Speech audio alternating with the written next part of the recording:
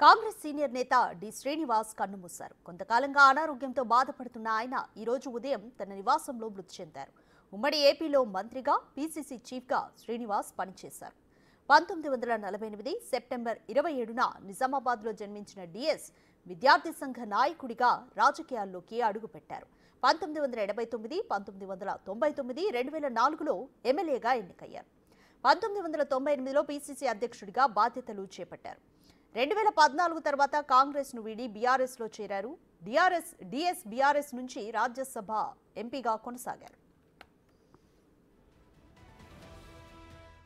తన సంతాపాన్ని తెలియజేశారు. 2023 తర్వాత తిరిగి డి శ్రీనివాస్ కాంగ్రెస్ లో చేరారు. డిఎస్ కు భార్య, 2 కుమారులున్నారు.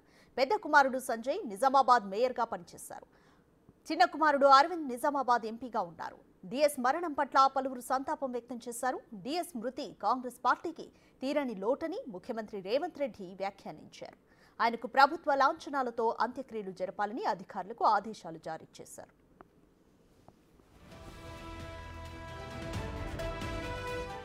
సాయంత్రం నిజామాబాద్ కు డిఎస్ పార్థివ దేహంను తరలించనున్నారు. రేపు అక్కడే అంత్యక్రియలు జరగనున్నాయి.